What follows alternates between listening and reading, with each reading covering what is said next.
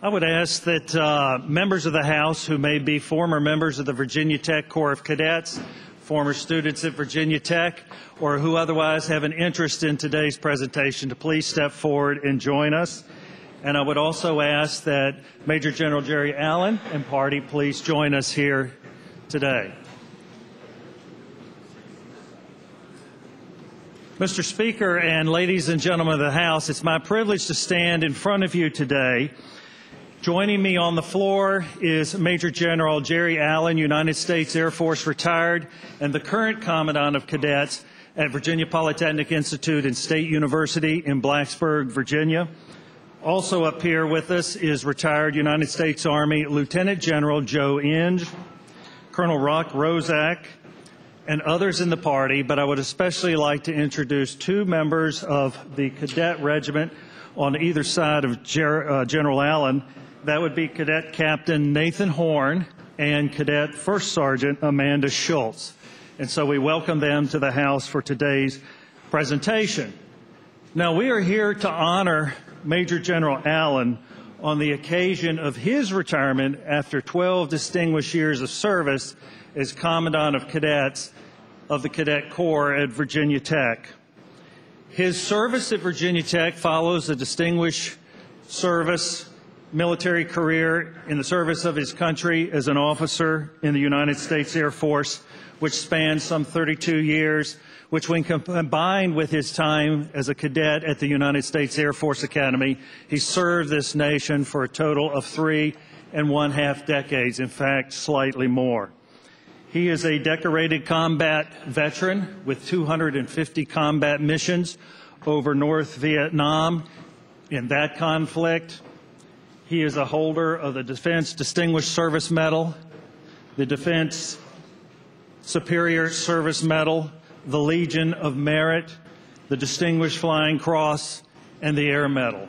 So a distinguished and recognized leader who wore the cloth of his country for so many years. He retired from active service in 1998 and soon thereafter became Commandant of the Virginia Tech Corps of Cadets, where he has served for some 12 years. In a more personal way, the value of his leadership can be seen in the rejuvenation of the Cadet Corps at Virginia Tech. I was a member of the class of 1979, and at that time the Corps had diminished in size to around 300 cadets, far less than such graduates of that organization, such as Delegate, then Cadet Tom Rust, remembers. And General Allen and his staff have rejuvenated the Cadet Corps to its former majesty, and for that, so many alumni are so very grateful. We gather today in this venerable chamber to recognize him for his service, which has been marked as a long and distinguished and remarkable service to his community, his Commonwealth, and his country. General Allen is a native of California. He resided in Virginia for much of his active and retired service. And so we may in some ways be able to claim him as one of our own. And I would remind him of the adage, to be a Virginian, and many of you have probably heard this, either by birth, marriage, adoption, or even on one's mother's side, is an introduction to any state in the Union, a passport to any foreign country, and a benediction from God Almighty. And so on behalf of the men and women of the General Assembly, we would like to recognize him. Thank you very much.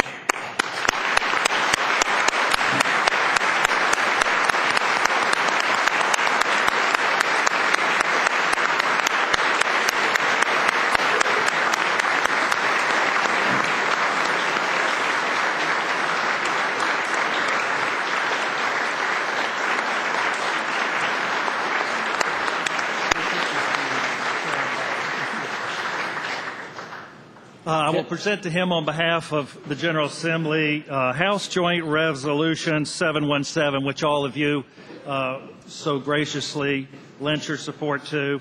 The closing sentence says it all. Resolved by the House of Delegates, the Senate concurring, that the General Assembly commends Major General Jerrold P. Allen, United States Air Force, retired, on the occasion of his retirement as Commandant of Cadets at Virginia Tech. and we present this resolution as an expression of the General Assembly's sincere congratulations, admiration for his exemplary service, and best wishes in his future endeavors. General, we thank you.